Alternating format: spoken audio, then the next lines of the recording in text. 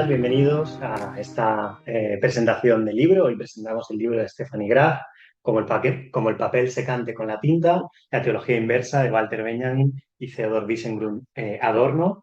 Vamos a tener una conversación a tres. Presento muy brevemente a Stephanie Graf, que es profesora de las universidades de Viena y de la Universidad de Innsbruck. Realizó su tesis doctoral en la Universidad Nacional Autónoma de México sobre justamente Adorno, el pensamiento de Adorno y el pensamiento de Walter Benjamin. Ha realizado estancias de investigación en Argentina, en Israel, y bueno, trabaja en el ámbito de la teoría crítica, en el ámbito de las relaciones internacionales, en el ámbito de la filosofía política. Y bueno, pues tenemos el placer de poder leer este libro que se ha publicado hace poco en la editorial Geisa. Y nada, pues vamos a realizar hoy la presentación. Contamos con Jordi Maiso, que es profesor de la Universidad Complutense de Madrid, y yo mismo me autopresento, aunque quede un poco feo, que soy Eduardo Zazo y soy profesor de la Universidad Autónoma de Madrid. Así que, como queráis. Comienzo yo mismo. Vale. Bueno, buenas tardes a todas y a todos. Para mí es un gusto, la verdad, poder estar esta tarde aquí comentando este libro, ¿no? Que creo que es un libro importante y valioso para las personas que nos dedicamos a la teoría crítica, así de impronta frankfurtiana, pero creo que para toda persona que quiera acercarse un poco a los planteamientos de Adorno y de Benjamin. Y además es un libro que me ha dado ocasión de conocer a Stephanie personalmente, a la que hasta ahora solo había leído, y eso me alegra y agradezco poder acompañarla también con Eduardo, ¿no? esta tarde. Creo que este libro tiene entre sus virtualidades, ¿no? El hecho de incidir en un aspecto bastante importante y relativamente poco atendido hasta hoy, que es poner de manifiesto que la llamada teoría crítica de la mal llamada Escuela de Frankfurt eh, no es simplemente algo que quepa clasificar como marxismo cultural o que tenga que ver con cuestiones estéticas, ¿no? O con una relación entre Freud y Marx, ¿no? Que ciertamente opera, ¿no? Pero la cuestión es que esto se apropia y se plantea desde un horizonte histórico muy específico que marca las coordenadas desde las que esto se hace, ¿no? Y lo interesante de este libro es cómo marca de alguna manera cómo la teoría crítica, al menos de Benjamin y Adorno, consiste en buena medida en una apropiación materialista de motivos teológicos, ¿no? Que suponen al mismo tiempo tanto una crítica de la teología, es decir, hasta cierto punto una demolición de la teología que, digamos, niega su afirmación de trascendencia o el carácter positivo dado de una divinidad, ¿no? Para centrarse en un análisis de la inmanencia social e histórica, aquí siguiendo claramente a Feuerbach y a Marx, ¿no? Pero al mismo tiempo es también lo que podríamos llamar una crítica salvadora, ¿no? Es el intento de rescatar ciertos elementos de la teología, ¿no? Para poder hacerlos operativos para plantear una crítica de la sociedad, de las sociedades del siglo XX de las que todavía hoy somos herederos, ¿no? Y en este sentido, de alguna manera, consiguen que la teología se convierta en una aliada imprescindible de una cierta noción de materialismo y, desde luego, de la teoría crítica de la sociedad, en un momento marcado por el colapso, el aparente hundimiento de las expectativas transformadoras, ¿no?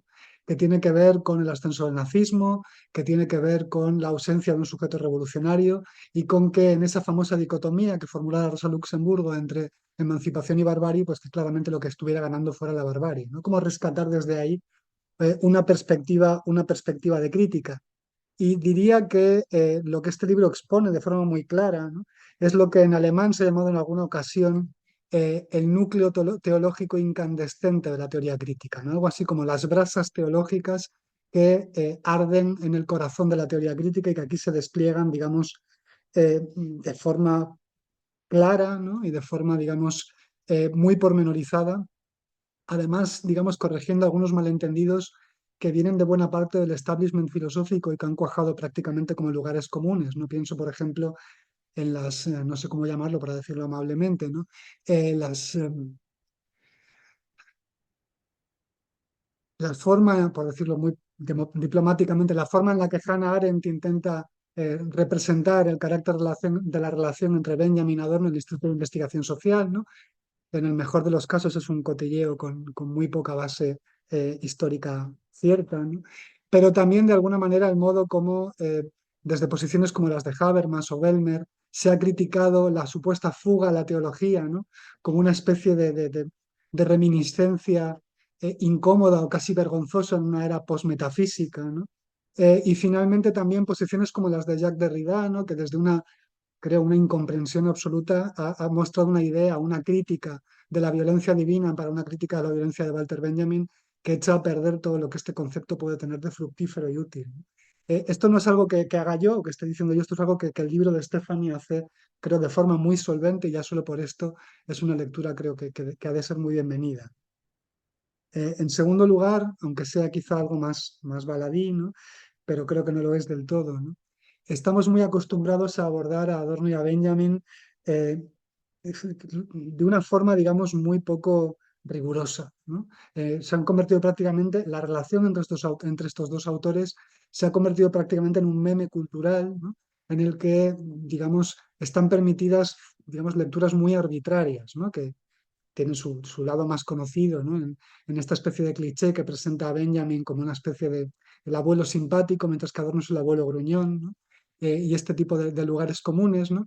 Y la valía del libro es intentar pensar la relación filosófica, teórica y la afinidad entre ambos autores, no como enemigos, no como competidores, tampoco claramente, ¿no? Como se ha señalado en algún estudio clásico más valioso, ¿no? Por ejemplo, de Susan Buck-Morss, presentando a Adorno como una especie de epígono de Benjamin, sino más bien desde una perspectiva, digamos, más fructífera, que entiende que Adorno fue realmente el principal discípulo de Benjamin, que llevó adelante algunos de los motivos fundamentales de su pensamiento, pero los llevó adelante de una forma propia, desde sus propias coordenadas, ¿no?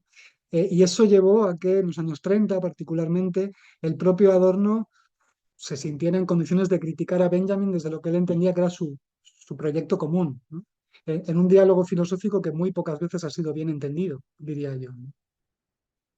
Y en cierta medida lo interesante del libro es que plantea este marco común del diálogo entre Adorno y Benjamin como un marco, una versión, podríamos decir, específica de la teoría crítica dentro del gran proyecto colectivo de la teoría crítica articulado en torno a Max Horkheimer y que aquí aparece como algo que tiene su clave o digamos, su piedra miliar, ¿no? En el concepto de teología inversa, ¿no? Del que estos autores se sirven, esta noción de teología inversa, se sirven de ella desde una tentativa de renovar el materialismo y articular bases nuevas para una crítica de la sociedad, de la modernidad capitalista, ¿no? E intenta abrir vías para un pensamiento transformador sin dejar de enfrentarse con la negatividad en un momento histórico de singular, digamos, crudeza, ¿no? Bien, dicho esto, el libro está dividido en tres partes, ¿no? Voy a recordar así muy rápidamente, ¿no? La primera parte se llama Estudios preliminares, ¿no? Y desbroza un poco el camino hacia la teología inversa, analizando las claves de la dialéctica de la secularización y el lugar en ella del barroco, permitiendo un diálogo bastante fecundo, también muy polémico, ¿no? Entre Benjamin y Schmidt, y también analizando, digamos, la cuestión del destino y lo mítico, ¿no? Lo mítico como aquello que aparece como aquello que, digamos, naturaliza lo histórico, intenta dar sentido a lo que no lo tiene, pero no solamente es algo que debe ser conjurado, esclarecido, desmitificado, sino que es algo que a su vez debe ser reconciliado, ¿no? Es un motivo que tanto Benjamin como Adorno comparten, ¿no?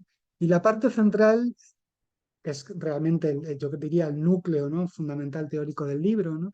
Es la de las, digamos, se llama categorías teológicas apropiadas e intenta ver cómo, en dos capítulos diferenciados, como por una parte Benjamin y por otra parte Adorno, se apropian de esa dimensión teológica para fundirla con una peculiar versión del materialismo y la teoría crítica, ¿no?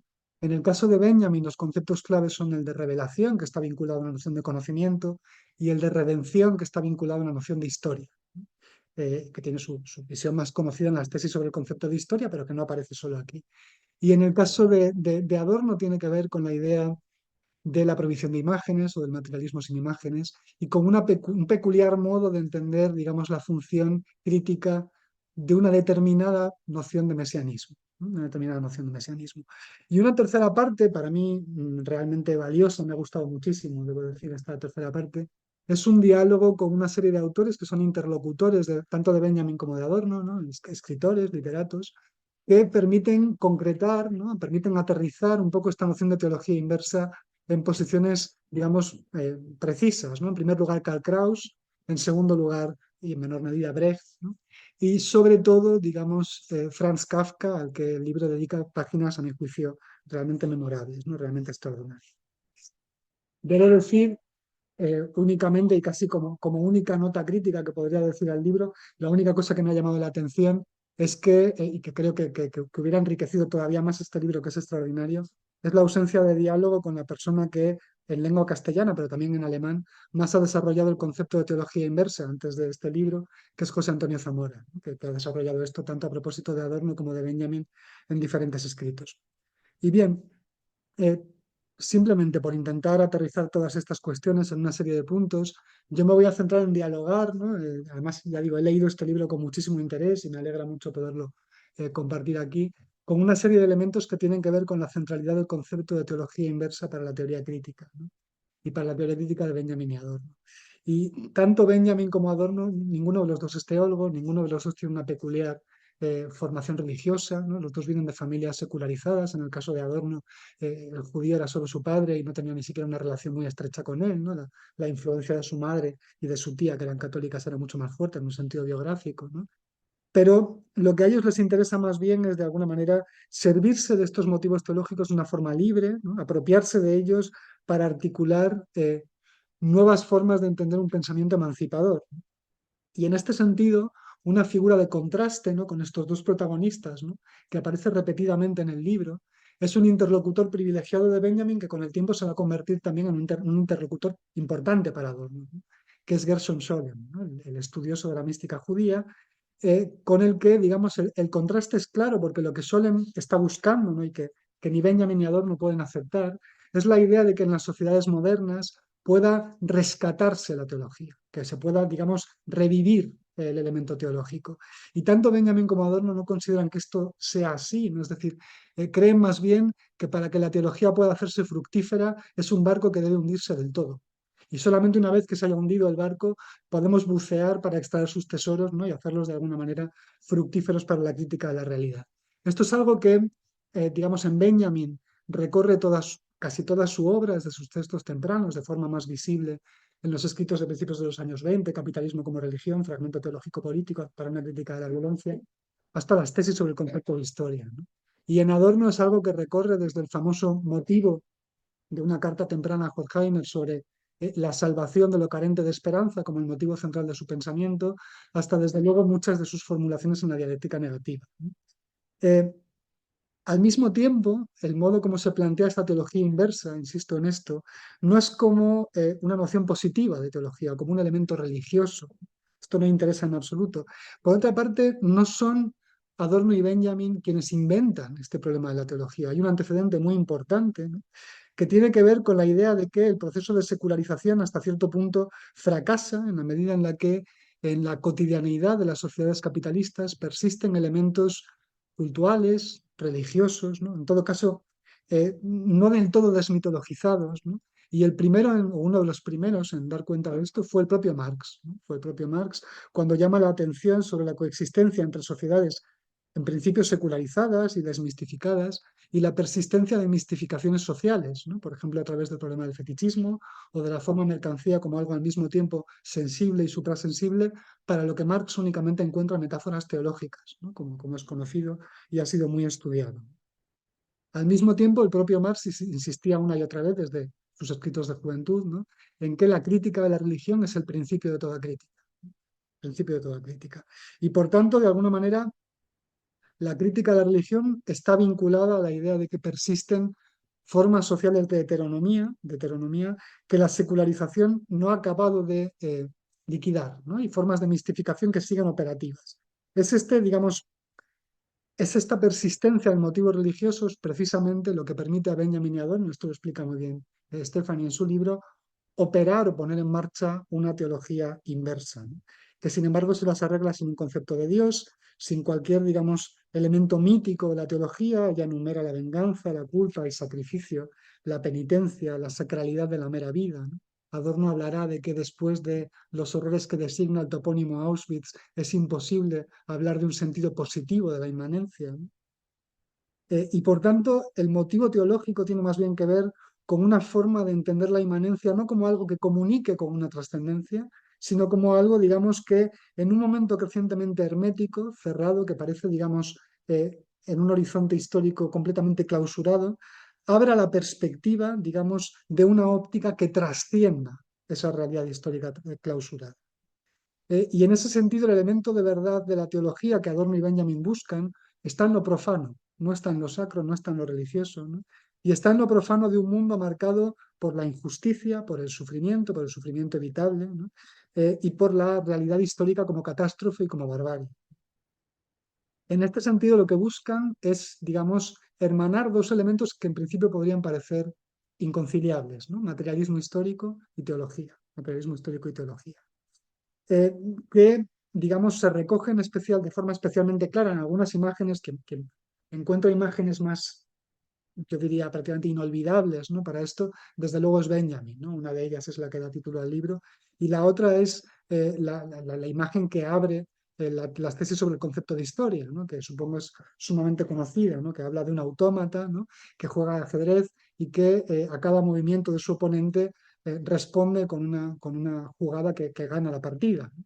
Y este autómata, en cierta medida, construida con un muñeco que fuma en pipa, ¿no? Y está vestido a la turca, a través de un sistema de espejos, se apoya, digamos, sobre una base en la cual está introducido un enano jorobado, pequeño y feo, ¿no? Que es la teología que es la que mueve la mano, ¿no? Que es la que realmente tiene la estrategia del ajedrez que permite mover al autómata, ¿no? Y que por tanto garantiza que gane su partida.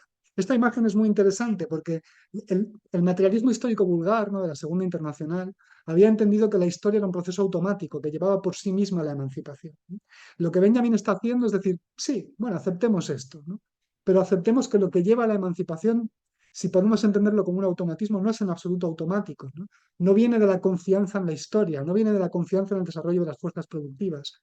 Viene de que hay un elemento teológico que hoy no debe dejarse ver, que causa más bien vergüenza, ¿no? Que es algo a ocultar, un elemento reprimido, ¿no? Ese fondo teológico que es en realidad el que tiene el impulso y las respuestas que van a permitir ganar la partida.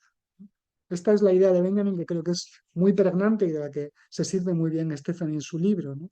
Y la otra es desde luego la imagen, ¿no? El papel secante y la tinta, ¿no? Benjamin dice, la relación de mi pensamiento con la teología es como la del papel secante con la tinta, es decir, debe absorber todo el contenido teológico, pero no dejar nada de él al margen de lo que ha absorbido. Es decir, el pensamiento de Benjamin fagocita el elemento teológico, pero no le permite subsistir como un elemento puramente teológico o puramente religioso, sino que de alguna manera eh, lo que hace es absorberlo para dar, digamos, un nuevo sentido transformador o emancipador a su pensamiento.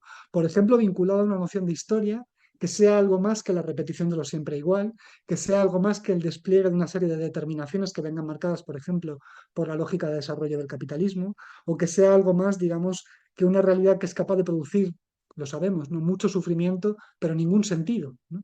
Y esto requiere, digamos, confiar, ¿no? O abrir la posibilidad de una historia que, más allá de ser puramente una lógica de dominación, de violencia, de sufrimiento, de sometimiento, ¿no? Pueda introducir la posibilidad de algo nuevo, radicalmente nuevo, de algo, digamos, que introduzca un elemento no predecible, y ese es el elemento mesiánico, que en Benjamin y Adorno opera de maneras distintas, ¿no? Que opera en Benjamin y Adorno de maneras distintas. Volveré luego sobre este punto, ¿no? Adorno es más escéptico que Benjamin sobre el lugar y la posibilidad de lo mesiánico, diría yo, ¿no? Más cauto, pero no quiere decir menos mesiánico, ¿no? Simplemente el mesianismo tiene otro papel en él. Y ese impulso teológico, ¿en qué consistiría? ¿Por qué es tan relevante para la teoría crítica? ¿No? Intento ir acabando en unos minutos, ¿no? Básicamente es la promesa de que lo fáctico, el mundo tal y como lo conocemos y se nos presenta, un mundo injusto, demoledor, que genera muchísimo sufrimiento evitable, que este mundo no tenga la última palabra, que no tenga la última palabra. La esperanza de que este mundo no sea el único posible, a pesar de que el escenario histórico aparezca clausurado. Y eso implica, en cierta medida, un pensamiento que se niegue a dar por bueno lo existente o a justificar lo injustificable. Es decir, es una vía de resistencia a lo dado. Lo dado no puede ser todo lo que hay, ¿no? No puede ser lo único posible. Y eso, digamos, tiene varias vías de expresión. Una de ellas es la que Adorno en esa famosa entrevista a Der Spiegel al final de su vida, en el momento en el que los conflictos con los estudiantes están llegando, digamos, a su cenit, ¿no? Le han interrumpido sus lecciones con unas acciones, digamos, muy espectaculares, muy tremendas, ¿no? Y el entrevistador comienza la entrevista diciéndole, ¿no? Un poco suponiendo el consenso burgués, ¿no? Propio de la prensa, digamos, de la burguesía alemana. Señor profesor, ¿no? Hasta hace unas semanas el mundo todavía parecía en orden y Adorno le corta inmediatamente y dice, para mí, el mundo no está en orden, ¿no? Y esta idea, digamos, de que el mundo no está en orden, tiene que ver de alguna manera con aceptar lo que hay como necesario, como inevitable, ¿no? Como inevitable. ¿Y cómo es posible resistirse a esto si aparentemente no hay una alternativa a la mano? Pues una perspectiva enormemente importante, tanto para Adorno como para Benjamin, es la idea de un motivo teológico que se abre como un prisma para iluminar la realidad. Y es el motivo teológico de la redención, entendida no como una redención positiva, sino como un modo de mirar a la inmanencia y de extrañar y dislocar nuestra mirada a la inmanencia, ¿no? Es decir, la idea de que el sufrimiento, la miseria, la injusticia, la jibarización de lo posible, ¿no?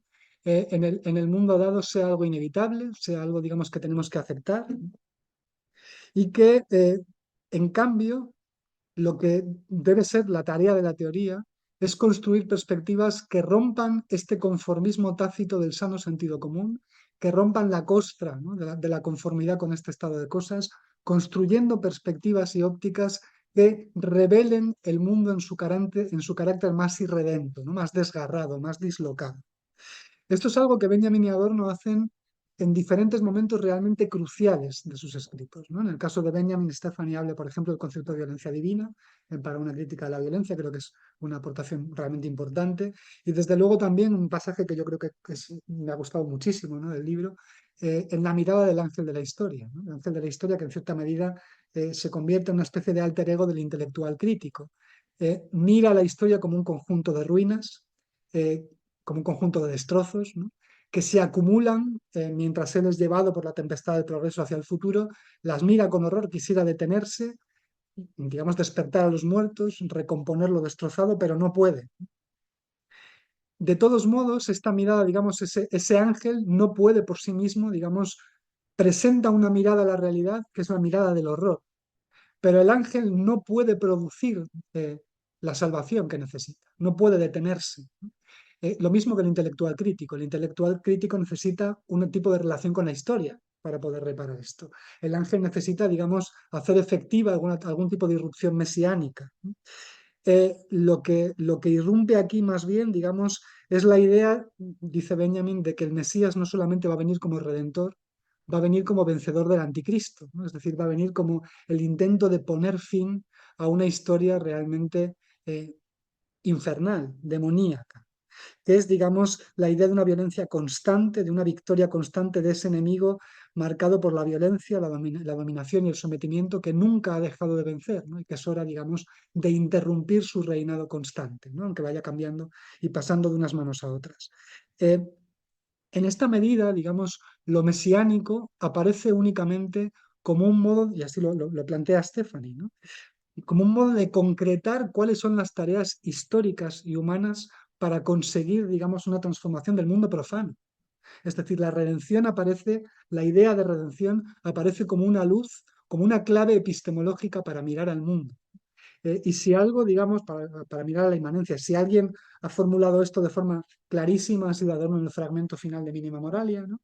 Cuando dice la filosofía, en el único modo en que aún podría justificarse a vista de la desesperación, sería el intento de ver las cosas tal y como aparecen desde el punto de vista de la redención, ¿no? Esto es algo que se ha entendido muchas veces mal, ¿no? Habermas, Bellmer, Schnedelbach y otros entienden esto como una fuga a la teología que muestra que Adorno es un autor incoherente, irracionalista, etcétera, etcétera. No, en absoluto, ¿no? El valor del libro es más bien mostrar cómo esto tiene que ver con un prisma que intenta estar a la altura de los desgarros del mundo, ¿no? Una perspectiva epistemológica que intenta salvaguardar la posibilidad de plantear una resistencia a dar por buena la inmanencia tal y como se ha constituido de una forma aparentemente sin salida, ¿no? De, digamos, dar por buena una normalidad que aparece como inocua, que aparece como banal, que aparece como cotidiana, pero que tiene unos costes humanos de sufrimiento terribles, ¿no? Y que lo que se trata es de mostrar, digamos, el mundo en todo su carácter irredento, desgarrado, menesteroso, ¿no? Reclamando precisamente la intervención de algo que lo ponga en su sitio, que lo ponga en su sitio, que, digamos, ponga fin a esa injusticia persistente. Resulta llamativo que cuando Adorno intenta concretar en algunos textos, ¿no? Eh, una, una figura de cómo entender esta mirada, ¿no?, a la realidad dislocada, la encuentra en los textos literarios de Kafka.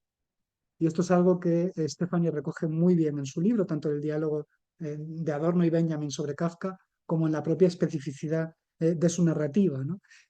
Hay una carta temprana, ¿no? Bueno, temprana, del 34, en la que Adorno dice a Benjamin que ha coincidido mucho con su lectura de Kafka, porque para él Kafka es algo así como la fotografía de la vida terrena desde el punto de vista de la vida redimida. Es decir, en Kafka el mundo aparece realmente como un infierno, como un infierno, ¿no?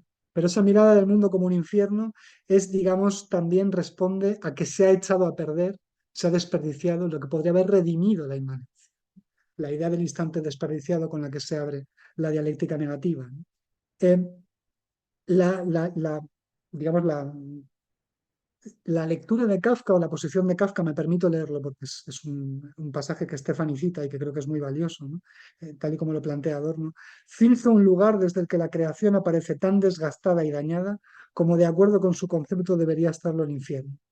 En la Edad Media la tortura y la pena de muerte se infligían a los judíos en posición invertida, a los delincuentes se les colgaba boca abajo. El agrimensor de Kafka fotografió la superficie de la Tierra tal y como a estas víctimas se les debió presentar en las interminables horas de su agonía. Solo a través de este tormento no atenuado se abre la óptica de la salvación. Esta es una idea, solo a través de este tormento extremo, ¿no?, se abre la óptica de la salvación. Esta es una idea que Stefani ha mostrado en las páginas finales del libro, a mi juicio, de forma muy contundente, muy sólida y muy lograda realmente. Es la idea de que Kafka extraña nuestra mirada al mundo, lo desfigura hasta que su fundamento resulta reconocible, ¿no?, podríamos decir.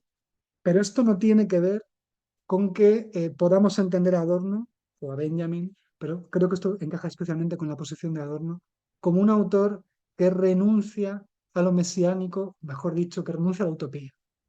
Es conocida, y esto es algo en lo que insiste mucho el libro, ¿no?, y que creo que es necesario poner en valor, ¿no? Es muy conocida la idea de Adorno de la prohibición de imágenes, ¿no? Es decir, de que no se puede dar una idea, no se puede presentar de forma concreta y positiva en qué consistiría la emancipación. Esto responde a que todo nuestro marco de conocimiento, toda nuestra facultad de expresión está condicionada por lo fáctico. Y lo fáctico, el mundo tal y como es precisamente lo que debe cambiar para que pueda existir una emancipación.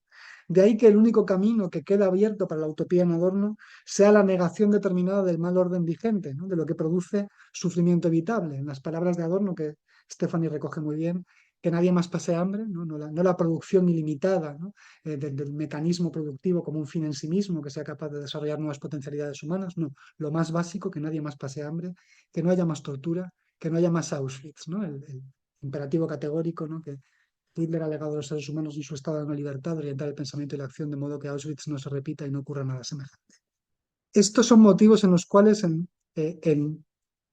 la moral solo sobrevive en los motivos más materialistas, ¿no?, y que revelan al mismo tiempo que Adorno no es un autor sin esperanza, sino que en él se da precisamente lo que Adorno ha detectado en Kafka y Stefani ha mostrado muy bien: la idea de una dialéctica de la desesperación.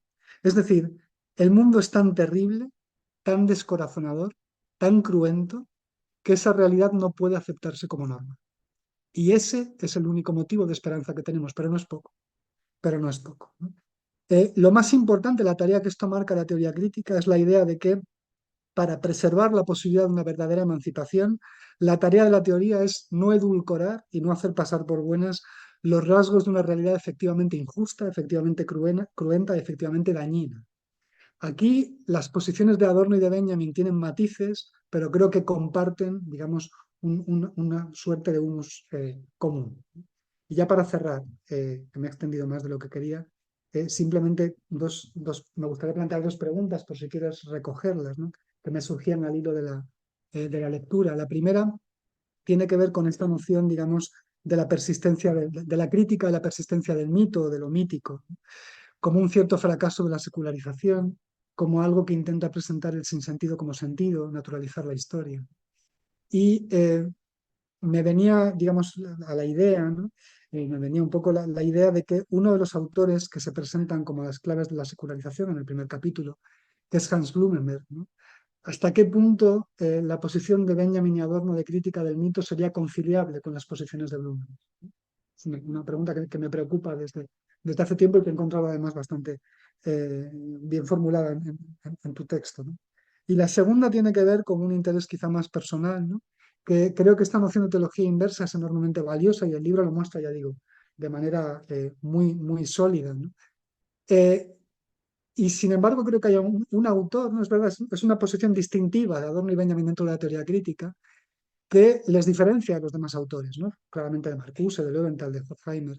Pero Horkheimer, que en los años 30 es un autor muy claramente materialista, que discute con Benjamin, ¿no? De forma, digamos, incluso bastante enconada en algunos textos que acabarán luego en Estado autoritario, ¿no? Cuando, una vez que Benjamin haya muerto. En sus formulaciones del propio Estado autoritario, del texto, y en sus formulaciones tardías de la esperanza de lo completamente otro, se acerca a lo que él mismo considera motivos teológicos. No sé si has trabajado esta cuestión en Horkheimer, pero quería preguntarte hasta qué punto verías la relación o quizá las diferencias con la posición de Horkheimer respecto a esta noción de teología inversa. Y nada más, solo me queda felicitarte, has hecho un libro fantástico y he disfrutado muchísimo de ello.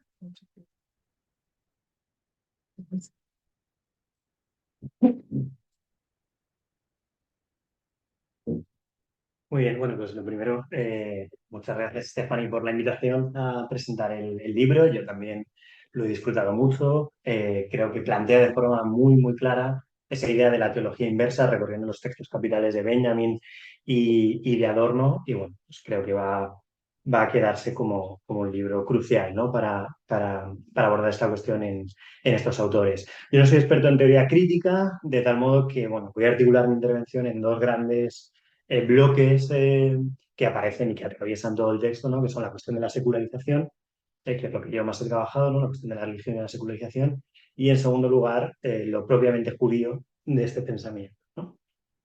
Eh, bueno, tenía pensado recapitular, pero bueno, ya lo ha hecho Jordi, los bloques, ¿no? del libro, ¿no? Una primera parte más de conceptos preliminares, de estudios preliminares, una segunda, que es la que a mí más me ha llamado, la de categorías teológicas apropiadas, ¿no? Y la tercera, el vínculo con la literatura, que también es muy provechoso, ¿no? Justamente el texto comienza con una reflexión sobre la secularización, ¿no? Planteando cómo en su lectura, Stephanie se desvincula de dos comprensiones de la secularización que encontramos en Karl Lewit y en Hans Blumenberg, ¿no?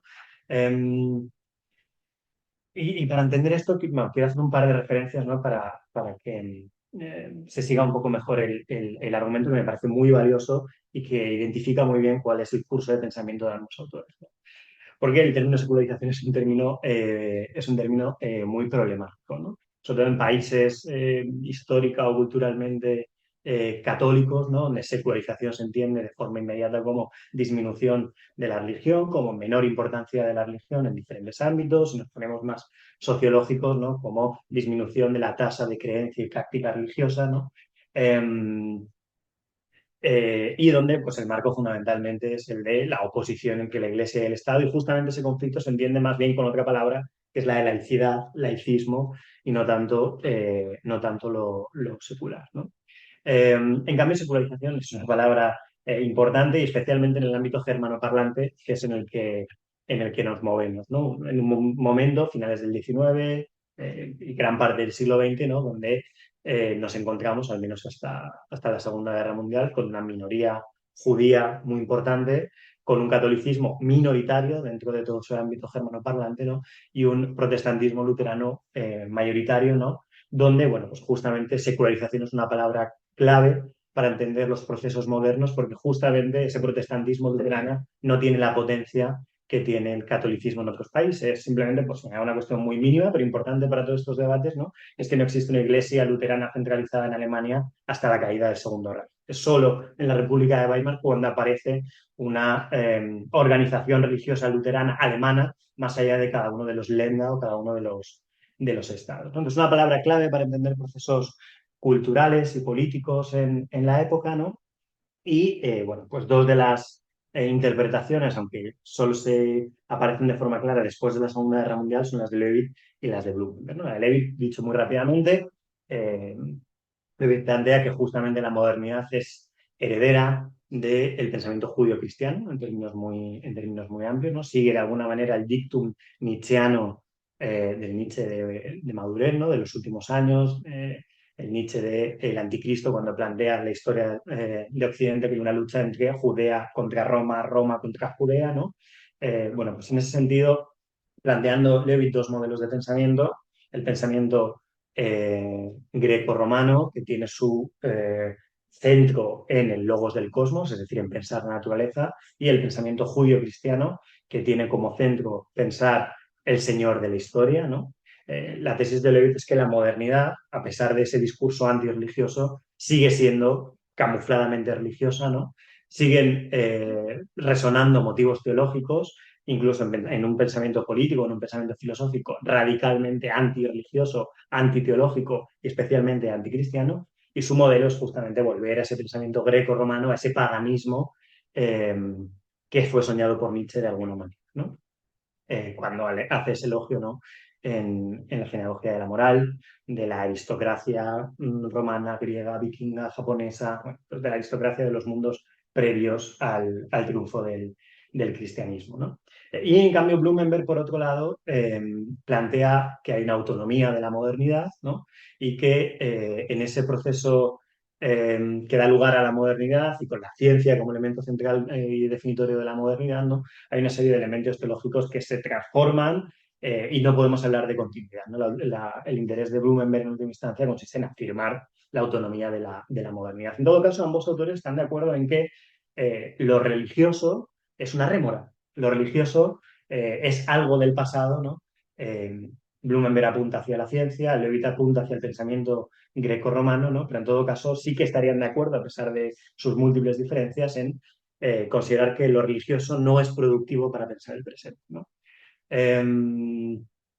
Pero hay un gesto que diría que Stephanie, en su lectura de Adorno y de Benjamin, se puede encontrar en Levitt, ¿no? También, que es la idea de que la modernidad, a pesar de algunos de sus planteamientos claramente antirreligiosos y antiteológicos, reproduce sin quererlo reproduce de forma inconsciente algunos de los lugares comunes, de las metáforas, de los significados propiamente teológicos, ¿no? En el caso de Levitt sería justamente para intentar suprimirlo, pero en la lectura que hace Stefani de Benjamin y de Adorno no ocurre eso, ¿no? Ocurre más bien justamente que hay algunos motivos teológicos que se pueden recuperar, aunque hundiendo el barco de la teología.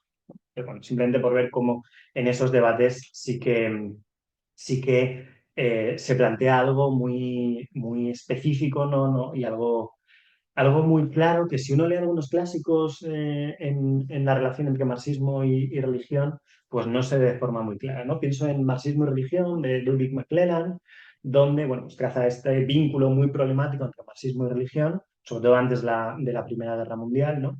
Y donde, bueno, pues aparece de forma muy puntual, pues Benjamin, Bloch, el último Horkheimer, un poquito de Adorno, ¿no? Pero no está elaborado o textos como el de McIntyre, que también aborda la cuestión del marxismo y el cristianismo, y donde, bueno, pues esta cuestión está vista desde otra perspectiva, ¿no? Y yo creo que aquí sí que se apuesta de forma muy clara, por una visión muy clara de la secularización, eh, entendida como esa crítica de los proyectos modernos que no son conscientes de que, bueno, pues tienen una cierta teología que puede llevar a una justificación de lo dado o que puede dar lugar a una justificación del sufrimiento en nombre del progreso, en nombre del ideal que está por venir, ¿no? Em,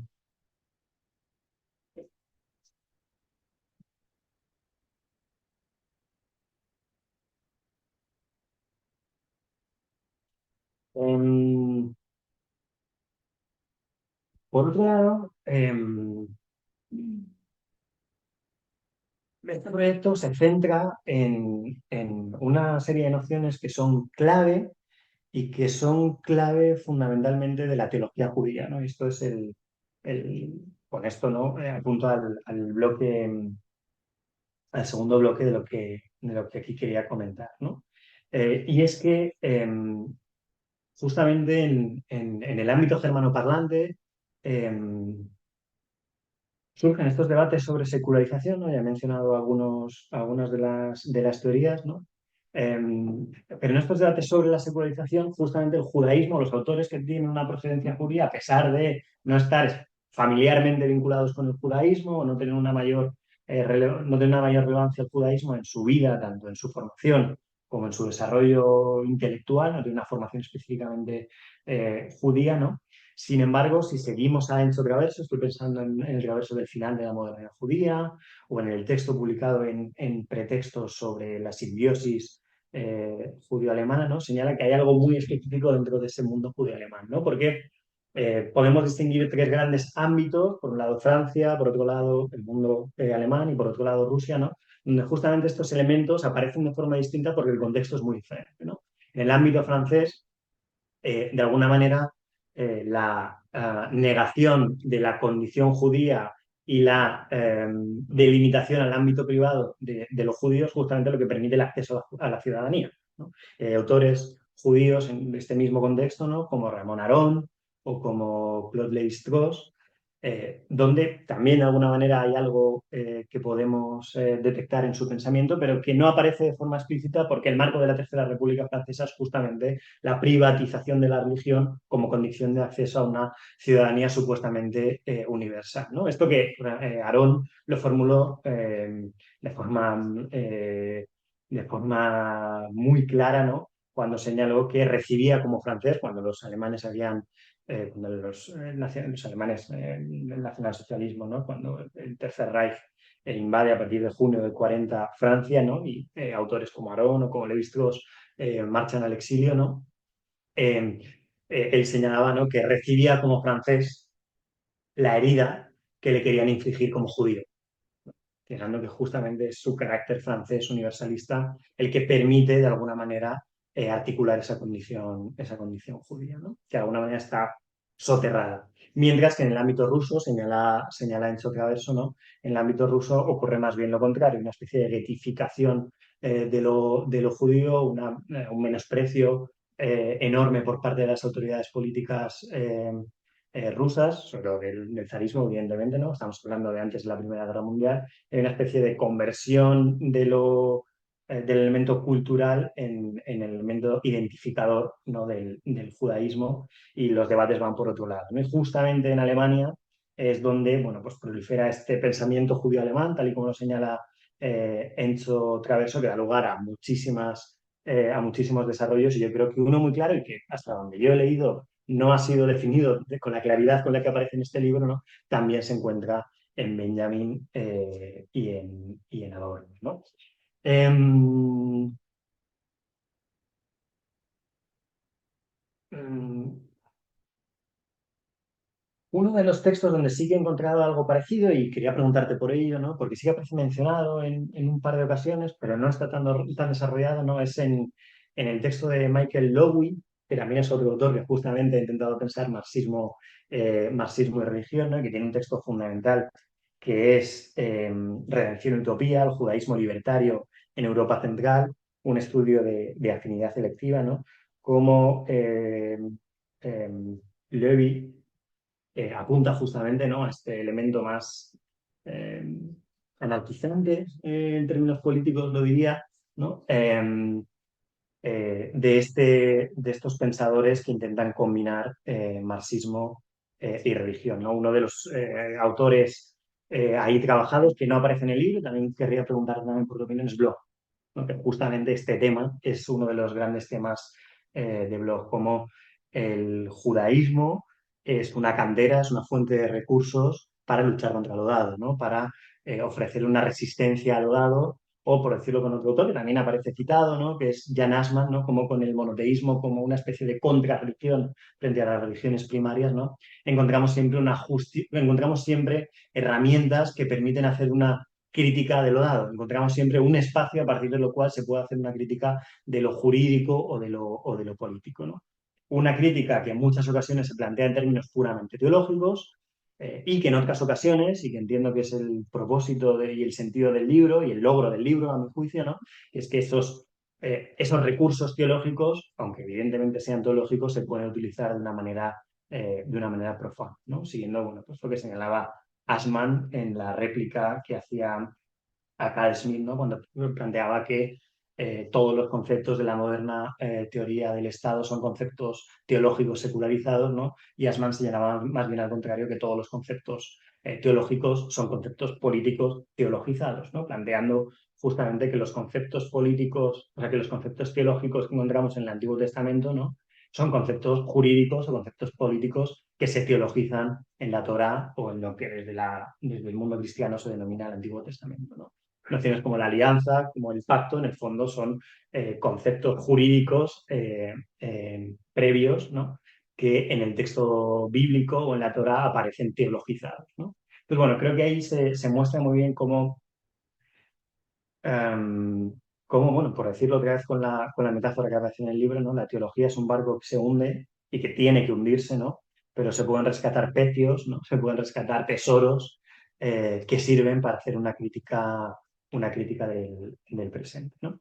Entonces, bueno, la pregunta, o sea, el comentario pregunta no va por la presencia de Lewy y ¿cómo decirlo?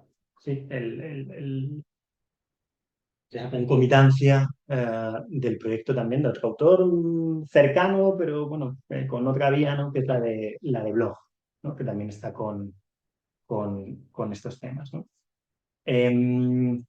Y en un segundo momento, por ampliar la cuestión del pensamiento judío, que bueno, es un tema que a mí también me ha interesado. Hace unos años, justo aquí en Metalibrería, con Roberto Navarrete, y planteamos un curso sobre pensadores judíos del siglo XX, ¿no? Salió un libro en Herder titulado Ante la catástrofe, ¿no? Y justamente pensábamos el elemento judío en autores tan dispares como Freud, como Arendt, como Weil, como Cassirer, como Plessner, ¿no?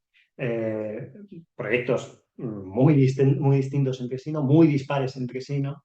Y que de alguna manera tenían ciertos rasgos en común con una apuesta por la razón, por una crítica de lo existente, ¿no? Y que, bueno, pues en cierto sentido podían recurrir a estos recursos de sentido, ¿no? Que encontramos dentro de la Torá o del Antiguo Testamento, aunque puedan tener una presencia más teologizante, como muy bien señalas en los textos de Benjamin y de Adorno, o que puedan tener una presencia absolutamente desvinculada de la teología, ¿no? Pero que el marco de pensamiento se puede hundir sus raíces en este modelo, ¿no? Entonces la pregunta va, en segundo momento, ¿no? Sí, encontramos este uso eh, en autores judío-alemanes posteriores a la Primera Guerra Mundial, aunque hay algunas referencias, ¿no? Y algunos fragmentos, y sobre todo citamos cartas o escritos de juventud antes de la Primera Guerra Mundial, pero yo diría que este recurso aparece de forma muy clara después de la Primera Guerra Mundial, después de la Revolución de Octubre también, que es otro de los elementos, es otro de los acontecimientos fundantes del siglo XX, ¿no? Y este boom, esta eclosión, tal y como señala Lewy, ¿no? En el texto que he citado, pues atraviesa el mundo germanoparlante, Alemania y Austria, ¿no? En los años 20, en los años 30, evidentemente tiene una continuidad en los autores que se forman y empiezan a escribir en esa época en años posteriores, 40, 50, 60 en adelante, ¿no? Entonces, ese recurso en este marco geográfico y en este marco temporal tan acotado tiene que ver fundamentalmente con el judaísmo, ¿no? Pero podríamos pensar en otros espacios, ¿no? Y pienso en el ámbito católico, en la teología de la liberación, más adelante, ¿no? Que también recurren, aunque quizá no a la Torá y no a categorías tal y como aparecen aquí, la prohibición de la imagen, que no aparece, ¿no? O la noción de redención o el Mesías, ¿no? Que es otra concepción, evidentemente, del Mesías, ¿no? Que ya ha llegado y que tiene un marco histórico, pero que también recurren, y justamente todos estos autores están vinculados al marxismo, ¿no? También recurren a conceptos, nociones significados teológicos para pensar lo profano, ¿no? Entonces, ¿hasta qué punto dirías que este gesto que demuestra la insuficiencia de una secularización, ¿no? Porque perviven elementos teológicos en un mundo que supuestamente es plenamente profano, o dicho de forma muy rápida, ¿no? En el marxismo, el mecanicista de la Segunda Internacional, evidentemente hay una ciega confianza en las leyes de la historia, ¿no? Y hay una... no se ha llevado a cabo verdaderamente esa secularización, ¿no? Y la secularización que plantean, o que tú planteas, que Benjamin y Adorno quieren llevar a cabo, recurre de alguna manera a esos marcos teológicos, ¿no? Es algo propio del judaísmo y justamente del judaísmo alemán de este periodo, pues se podría ampliar a otras tradiciones, como la católica o incluso la protestante. También hay teologías políticas protestantes eh, posteriores, ¿no? U otros diálogos, mencionaba Bloch, pero podríamos mencionar Taubes también, que es otro de los autores fundamentales para este debate, o teologías protestantes ya de los 60 y de los 70, aunque dialogan menos con el marxismo, ¿no? También aparece este recurso, ¿no? Porque, y tengo marcadas un par de referencias, ¿no? Sobre, un segundo, sobre, aquí en la página 41, ¿no?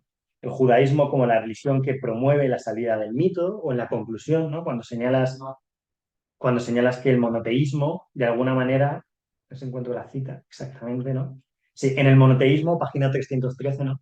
En el monoteísmo ya se encuentra el germen de la secularización. Y me resonaron algunas de las propuestas que encontramos en otros autores, ¿no? Como Marcel Gauchet, en La religión de la salida de la religión, cuando señala que el cristianismo es la religión de la salida de la religión. Aquí parece más bien que se defiende que es el judaísmo el que permite la salida de la religión con una secularización bien entendida, si seguimos lo que plantean Benjamin y Adorno en la lectura que planteas, ¿no? Eh, pero claro, son dos marcos completamente diferentes, ¿no? El judío y el cristiano por un lado, aunque los gestos puedan ser similares, ¿no? Los proyectos son diferentes. Y yo diría que esto nos remitiría en última instancia a Weber, que también es un autor que aparece aquí mencionado, ¿no? Cuando señala que el germen del desencantamiento del mundo se encuentra en el judaísmo, ¿no? En el profetismo judío, y que no es casualidad que el protestantismo recurra fundamentalmente al Antiguo Testamento, ¿no? Y que esa afinidad que encontramos entre la ética del trabajo de algunas corrientes protestantes no luteranas y el espíritu del capitalismo, ¿no? Bueno, se haga justamente en esas sectas protestantes no luteranas para las cuales el Antiguo Testamento era fundamental y justamente ese desencantamiento del mundo en esa lectura tan intensa del Antiguo Testamento, ¿no? Va de la mano o es afín espiritualmente, es afín electivamente con el espíritu del capitalismo, ¿no? Entonces, bueno, quería preguntarte por esas posibles convergencias y divergencias, ¿no? En una lectura que me parece muy acertada de la secularización de estos autores, en un libro del cual he aprendido mucho, que creo que traza una línea muy clara y muy valiosa, ¿no? Pero que veo que se puede llevar también a otros autores o que puede tener concomitancias con otros autores, no solo judío-alemanes, ¿no? Sino también de otras tradiciones. Bueno, muchas gracias a ambos. Bueno, también gracias a los chicos de Metalibrería por hacer este evento posible. Gracias a ustedes por estar aquí con ese calor. Y muchas gracias a ti, Jordi, y a ti, Eduardo, que se tomaron el tiempo de leer ese libro y estar aquí en fines de semestre discutiendo conmigo. Para mí siempre es un gusto hablar de mi libro principalmente porque me doy cuenta cuántas lecturas distintas hay y eso es un gran gusto. En segundo lugar, también porque el libro todavía no está traducido ni al inglés ni al alemán y tengo muy pocas oportunidades de hablar con colegas sobre este libro porque ahora estoy en un contexto donde la mayoría de la gente no lo puede entender. Entonces, está súper rico poder estar aquí hoy con ustedes. Voy a decir unas cosas como muy generales que ambas participaciones me dispararon y después voy a intentar contestar todas esas preguntas a ver si da tiempo. Primero quería comentar algo que tiene que ver con ese malestar que uno, después de haber escrito un libro, a veces siente. Ya tiene unos años que lo escribí y tuve como esos momentos en los que yo deseé haber escrito de un tema más práctico, ¿no? Como de un tema más obviamente que podía causar más obviamente resonancia también en el activismo político. em, y ahora ya no pienso así, pero tuve ese momento y ahora las reconstrucciones que hicieron del texto me confirmaron de alguna vez, de alguna manera en esa intuición que la teoría sirve justamente para intervenir o para desvelar las soluciones fáciles o falsas, ¿no? Tú hablaste como de las interpretaciones postmetafísicas de la teoría crítica, ¿no? Y esas vertientes que piensan que los recursos a la teología de Adorno y de Benjamin son irracionales o incluso piensan que es demasiado pesimista Adorno. Y creo que ese enfoque post-metafísico es más teológico de lo que son Adorno y Benjamin, ¿no? Y creo que es muy importante hacer énfasis en que en realidad la teología inversa es una destrucción de la teología en el sentido de una teología vinculado al poder, ¿no? Tal vez habría que de precisar también de dónde viene el título, como el papel secante con la tinta, que es un título un poco aparatoso, un poco raro, ¿no? Y es tomado de una descripción de Benjamin sobre su propio pensamiento, que, digamos, la frase completa es: mi pensamiento se relaciona con la teología como el papel se cante con la tinta, y sigue, si fuera por el papel, nada de lo escrito se quedaría, pero al mismo tiempo el papel, o sea, su pensamiento está empapado de teología, ¿no? Y creo que ese es como, yo elegí esa cita como título para mostrar cómo la destrucción de la teología, de la destrucción de lo escrito, de lo dogmático, es justamente la destrucción de una teología vinculado al poder, una teología como una estructura metafísica que se ha petrificado y que hay que volver a dinamizar nuevamente, ¿no? Entonces, solo para precisar un poco, y ahora voy a seguir mis apuntes a ver si puedo reconstruir todo lo que me preguntaron. Y también, si no me quiero tardar demasiado, para ver si tenemos un poco de chance para preguntas del público. Em, la primera pregunta que me hiciste me pareció muy, casi me hizo reír porque lo veníamos platicando hoy en el metro, mi colega Saida Olvera y yo, justamente que tanto Blumenberg y Adorno y Benjamin podrían coincidir en su noción del mito. Y creo que se podría contestar en varios niveles. En un primer lugar, habría que decir que yo siempre tuve como un pequeño problema con cómo Adorno y Benjamin y Horkheimer en la dialéctica de la ilustración aplican o emplean el concepto de mito, porque en realidad lo emplean de dos maneras. El mito como el contexto de vida en el que del que parece que no haya salida y que está cargado de un sentido que en realidad no tiene, como ese contexto de inmanencia del que no se sale, y al mismo tiempo el mito es la narración sobre ese contexto de inmanencia o el intento humano de darle sentido justamente volverlo inteligible a ese contexto. Y en Blumenberg me parece que eh, oh, no estoy segura, pero mi primer acercamiento es que en Blumenberg no hay ese doble sentido de mito, sino en Blumenberg claramente el mito es digamos, una estrategia humana para lidiar con lo no controlable, con lo no conceptual.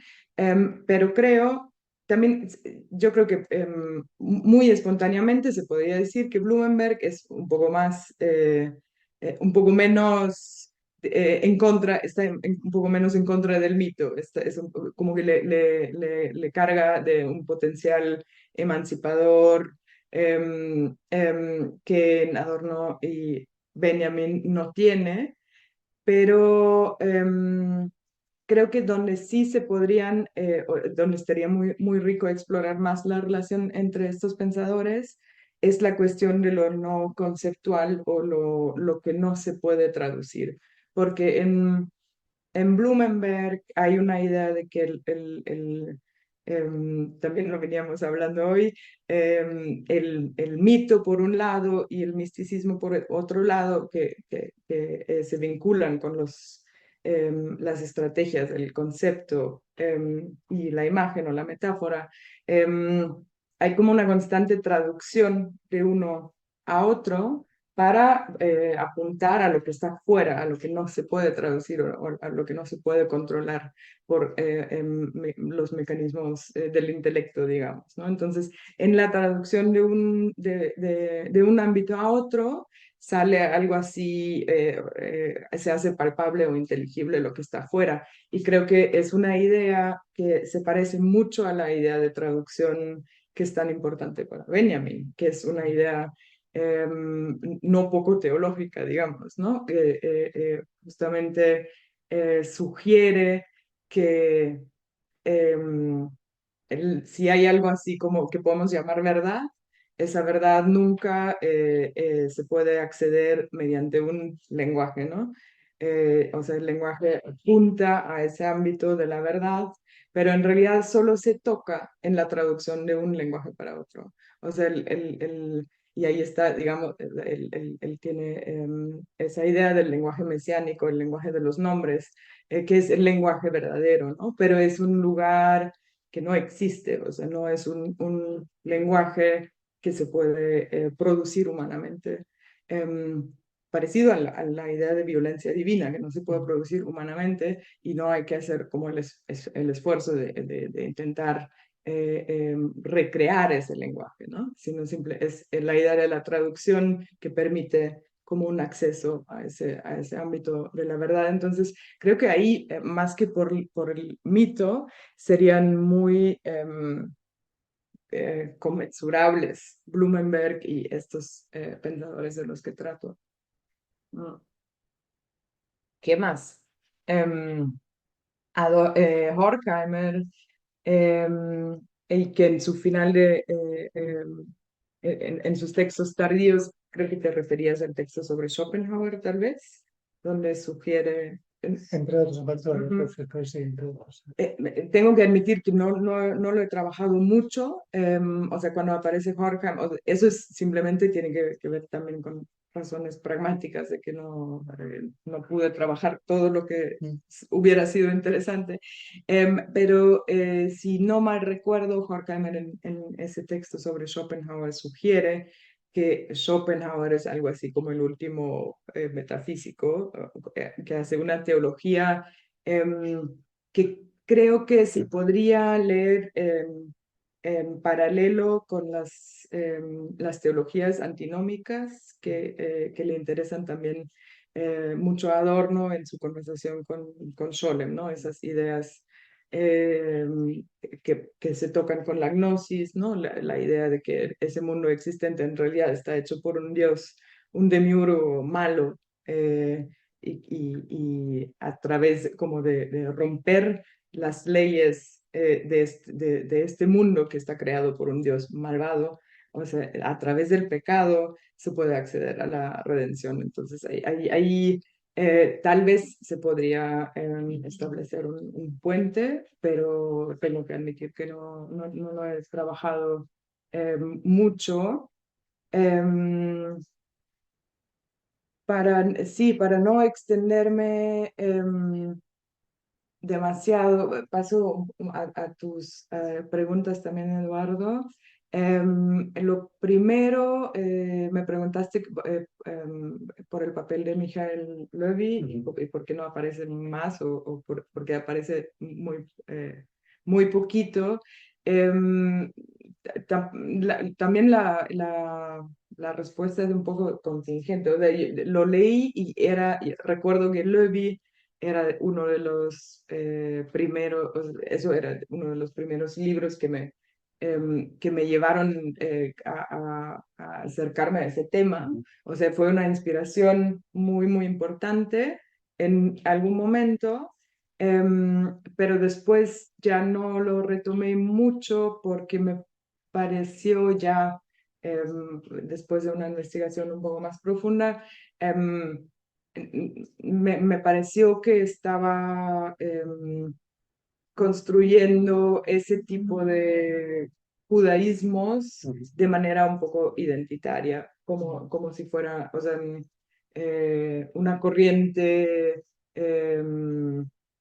de un colectivo de gente que se identificaba como judíos anarquistas y creo que no es la manera de trabajar, cómo esto opera en Benjamin y Adorno es un poco distinto a mi manera de ver.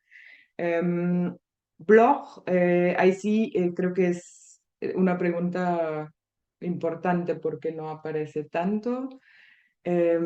Porque claro que Bloch fue un interlocutor muy relevante tanto para Adorno como para Benjamin. Y también hay varias maneras de contestar esa pregunta. La primera es que habían problemas como, o sea, la respuesta biográfica es que había una disputa, bueno, un conflicto entre Benjamin y Bloch, que iba por el lado del plagio. O sea, Benjamin en algún momento se dio cuenta, según sus propios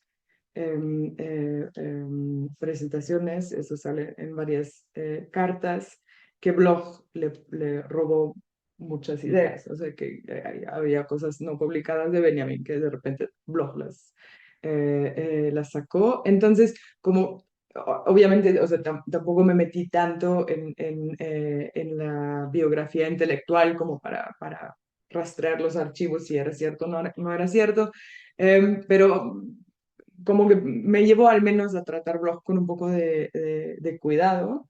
Em, y la pregunta tal vez un poco más filosófica, la respuesta más filosófica y más pertinente es que, claro, es muy importante, digamos, ver el judaísmo, la teología, como esa especie de cantera que tú dijiste, ¿no? Como un archivo, también se podría decir, del cual uno puede recuperar recursos emancipatorios. Pero hay algo en el planteamiento de Bloch que en realidad se deja entrever ya en el título del libro grande o tomos de libros, el principio esperanza, que no cuadra con lo que yo quisiera plantear, ¿no? O sea, la esperanza no puede ser un principio. Eh, eh, Eso sería una como interpretación demasiado positiva, demasiado teológica en el mal sentido de la palabra, de esos recursos, ¿no? O sea, porque la esperanza que aparece en Benjamin y en Adorno es una que jamás podría ser un principio positivo. Y es muy distinto, creo, a lo que plantea Bloch. La esperanza siempre tiene que pasar por la desesperación en el sentido que si es, o sea, si no ve como con todo, con los ojos abiertos, que en realidad no hay, no se ve que no hay esperanza, la esperanza siempre será un recurso como un consuelo falso y con eso se convertiría en cómplice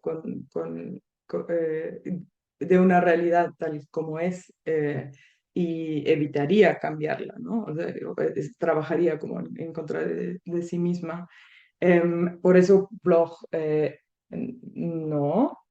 Em, pero dije que había otra manera de contestar todavía.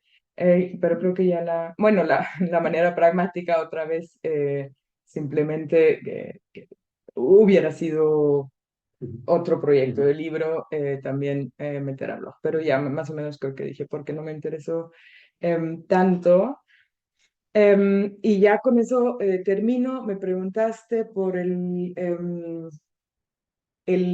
gesto de señalar que la secularización de alguna manera es insuficiente y que habría que volver a estos recursos teológicos para la emancipación, y mencionaste también la teología de la liberación. Em, o sea, como que tu pregunta iba como planteada por el tema del judaísmo, y la pregunta es si hay algo fuera del judaísmo que también se puede recuperar.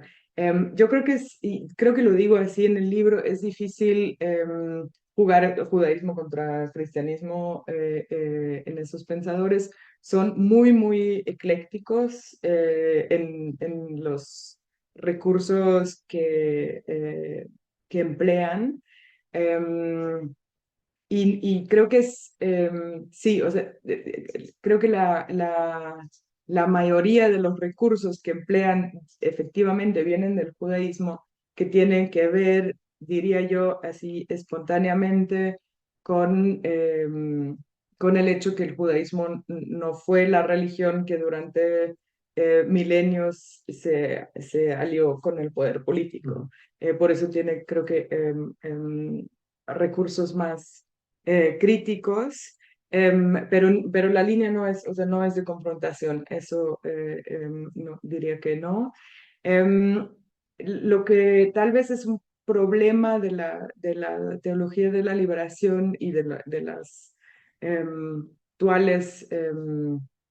actuales como las actualizaciones en el activismo político más de izquierda de la teología, es que recurren a teologías positivas. O sea, la teología de la liberación también es una teología positiva, aunque tenga intenciones críticas, intenciones emancipadoras, y no me opongo, pero creo que es peligroso poner nuevamente una teología, aunque sea de izquierda, como un principio que guía las acciones políticas. Creo que esta teología inversa opera de manera como en sentido contrario a eso. Y bueno, yo lo dejaría aquí y vería si hay también preguntas.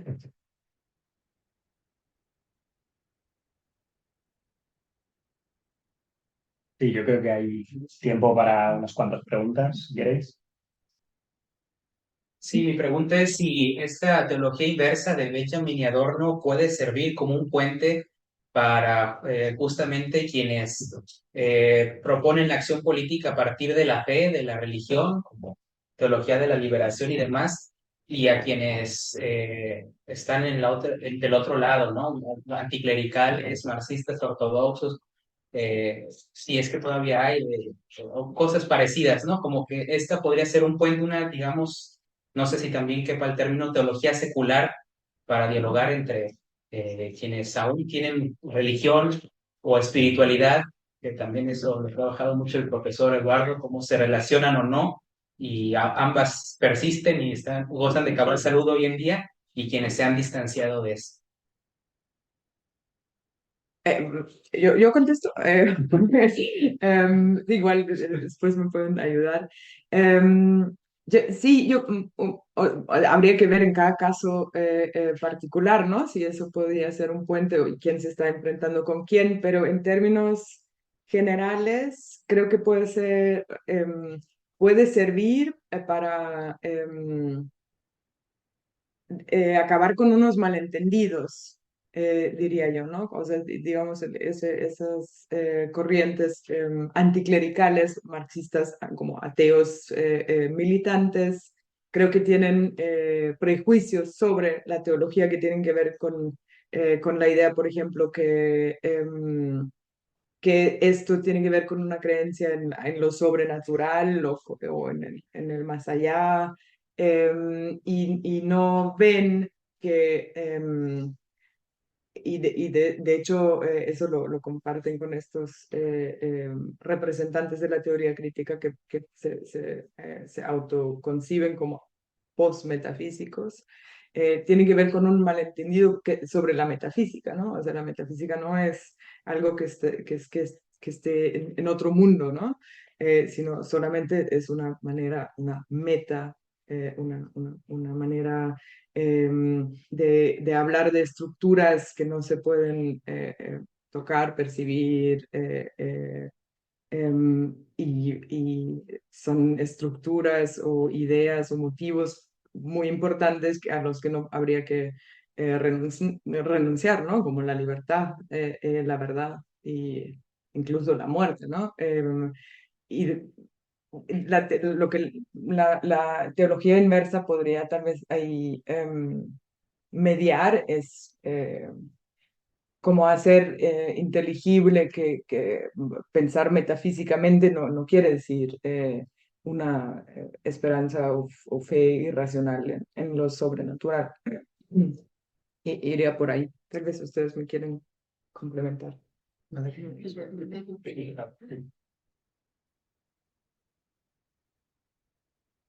Yo quería preguntar si se podría en algún sentido articular esa esperanza de la que se está hablando en Adorno con el derecho racional a la esperanza de Kant. Entiendo que hay mucha distancia, pero se puede apuntalar a alguna cosa. Porque claro, o sea, al final la idea de que tienen que pasarse por la desesperación, pues entiendo que tiene más que ver con una dialéctica negativa, pero bueno, si se podría decir alguna cosa así, claro. Em, Ahora, no sé si me meto en problemas si yo empiezo a hablar de Kant. Pero hay una idea en Kant que yo no, pero tal vez aquí hay más kantianos que me pueden corregir o ayudar. Hay una idea de Kant sobre la esperanza que a mí siempre me molestó, que es la idea de que hay criterios en qué momento la esperanza es racional o es como permitida. Em, y tiene que ver, si no entendí muy mal a Kant, aunque es una posibilidad, pero creo que tiene que ver con las probabilidades de que se cumpla esa esperanza. Y ahí es como donde esos pensadores se apartarían radicalmente, ¿no? O más bien es como justo casi la idea contraria. La esperanza, esa esperanza que pasa a través de la desesperación es justo la que menos probabilidad de realizarse tiene, y solo esa esperanza es la esperanza radical, que el mundo cambie profundamente y totalmente, ¿no? Pero claro que esa esperanza tiene muy poca probabilidad de cumplirse, de realizarse, pero no por eso habría que renunciar a ella.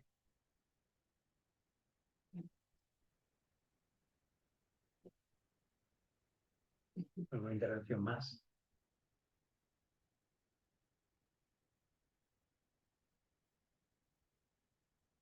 Igual tenemos solo 5 minutos más y nos van a echar, entonces tal vez también es Sí. un buen momento para pasar a la parte informal. Pues muchas gracias a los y las asistentes, gracias a Metalibrería y gracias, Stephanie, por brindarnos este libro. Muchas gracias.